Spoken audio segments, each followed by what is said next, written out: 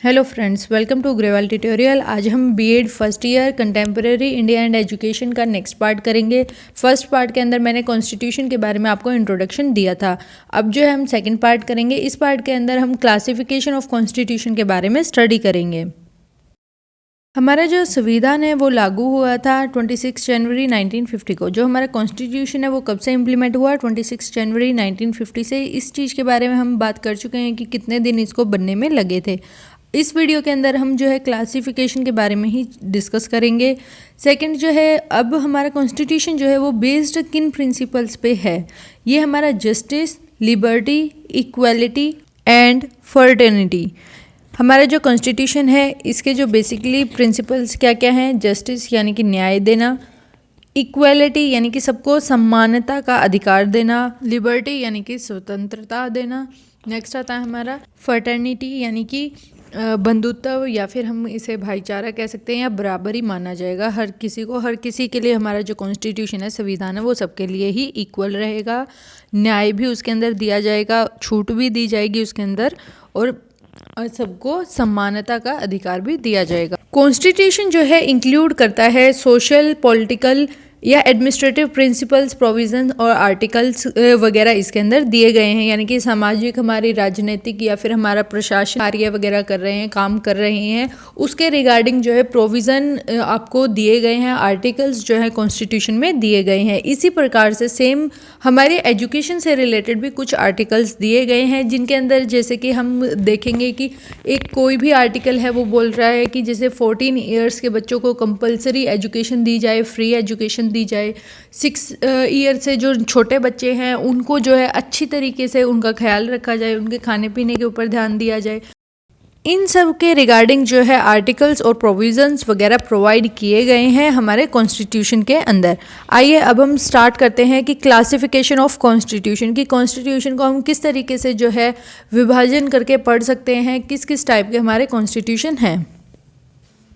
सबसे पहले आता है हमारी जो क्लासिफिकेशन है। हम कॉन्स्टिट्यूशन को इस तरीके से क्लासिफाई कर सकते हैं, क्यूमुलेटिव या फिर इवॉल्व्ड एंड कन्वेंशनल, यानी कि एनेक्टेड कॉन्स्टिट्यूशन होता है एक, या फिर रिटन हो सकता है हमारा, अनरिटन हो सकता है, रिजिड हो सकता है, फ्लेक्सिबल हो सकता है।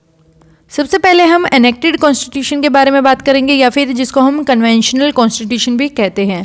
इसके अंदर क्या होगा? इसके अंदर एक पर्टिकुलरली एक बॉडी बनाई जाएगी, यानी कि जैसे कि एक कमेटी बनाई जाएगी, उसके अंदर कुछ मेंबर्स होंगे और उनको जो है एक स्पेसिफिक टाइम पीरियड के अंदर जो है उस कॉन्स्टिट्यूशन को बना के तैयार करना होगा। उसको हम क्या कहेंगे कि हमारा कॉन्स्टिट्यूशन कैसा है? एनेक्टेड कॉन्स्टिट्यूशन है। जैसे कि इंडिया का जो संविधान है वो 2 साल 11 महीने और 18 दिन के अंदर कंप्लीट किया गया था।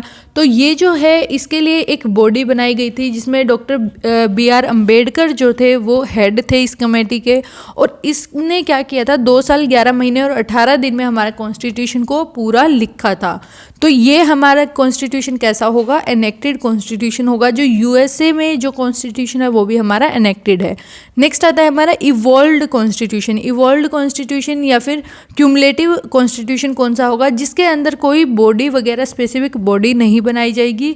ये जो है धीरे धीरे ग्रो करता जाएगा, जैसे जैसे हमारी रिक्वायरमेंट होंगी वैसे वैसे हम उसके अंदर चेंजेस लाते जाएंगे, और अलग अलग जो है हम कानून वगैरह जो है इसके अंदर ऐड करते जाएंगे। यानी कि जैसे आर्टिकल्स, प्रोविजंस वगैरह हैं, इसके अंदर हम ऐड करते हुए जाएंगे।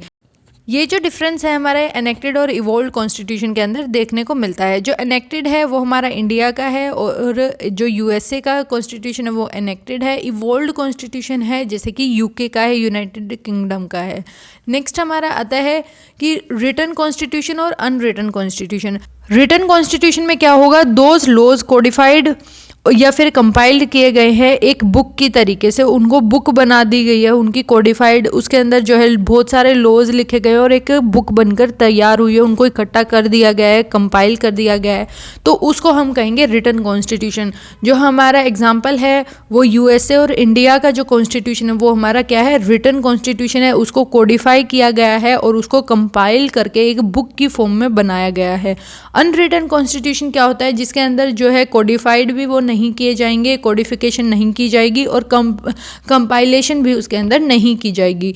तो ये जो एग्जाम्पल है इसका वो UK का है, यूनाइटेड किंगडम का जो है लॉ, हमारा जो कॉन्स्टिट्यूशन है वो कैसा है? अनरिटन कॉन्स्टिट्यूशन है, और इंडिया का और यूएसए का जो कॉन्स्टिट्यूशन है वो रिटन कॉन्स्टिट्यूशन है। इंडिया का जो कॉन्स्टिट्यूशन है सबसे लंबा कॉन्स्टिट्यूशन माना गया है, सबसे लंबा रिटन कॉन्स्टिट्यूशन ये है।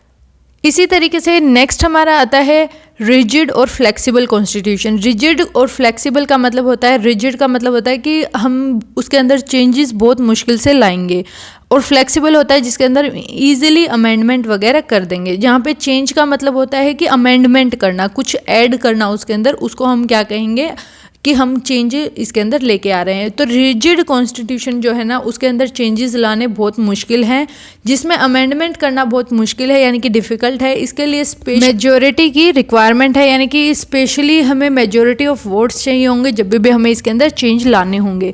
तो इसके अंदर जैसे कि अगर 50 मेंबर्स हैं तो उनके अंदर 2/3 मेंबर्स जो होंगे ना वो सहमत होने चाहिए, यानी कि उसके अंदर जो है 32 से ज़्यादा लोगों की सहमति होनी चाहिए, तभी जो है हम चेंज कर सकते हैं। नेक्स्ट आता है हमारा फ्लेक्सिबल जो होता है कॉन्स्टिट्यूशन। उसके अंदर जो है अमेंडमेंट करने के जो है बहुत इजी है।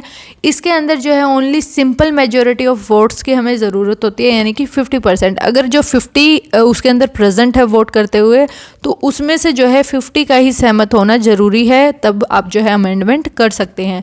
इंडिया का जो कॉन्स्टिट्यूशन है, जो हमारा इंडियन कॉन्स्टिट्यूशन है, वो एक ब्लेंड है ऑफ रिजिड एंड फ्लेक्सिबल, यानी कि ये ना तो प्रॉपरली रिजिड कॉन्स्टिट्यूशन है और ना ही ये प्रॉपरली फ्लेक्सिबल कॉन्स्टिट्यूशन है, यानी कि ये इन दोनों का ही यूज़ करता है जैसे जैसे ज़रूरत पड़ती है।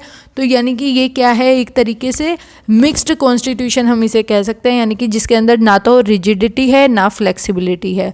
जो रिजिड कॉन्स्टिट्यूशन है वो यूएसए का कॉन्स्टिट्यूशन है। इसके अंदर आज तक बस सिर्फ 27 अमेंडमेंट की गई हैं, जबकि फ्लेक्सिबल कॉन्स्टिट्यूशन हमारा यूके का है। इसके अंदर बहुत ज़्यादा जल्दी चेंजेस किए जाते हैं। आज हमने कॉन्स्टिट्यूशन को किस तरीके से हम क्लासीफाई करते हैं उसके बारे में डिस्कस किया है। नेक्स्ट वीडियो के अंदर जो है हम प्रोविजंस के बारे में डिस्कस करेंगे, जो भी प्रोविज़न कॉन्स्टिट्यूशन के अंदर दिए गए हैं रिगार्डिंग एजुकेशन, यानी कि किस आर्टिकल में किस चीज़ से रिलेटेड बोला गया है, हम उसके बारे में नेक्स्ट वीडियो के अंदर डिस्कस करेंगे। हम सिर्फ उन्हीं आर्टिकल्स को कंप्लीट करेंगे जो कि हमारे एजुकेशन से रिलेटेड आर्टिकल्स दिए गए हैं। आपको ये वीडियो कैसी लगी मुझे कमेंट में ज़रूर बताएं, अपने फ्रेंड्स के साथ ज़्यादा से ज़्यादा शेयर करें, चैनल को सब्सक्राइब करें, एंड थैंक्स फॉर वॉचिंग।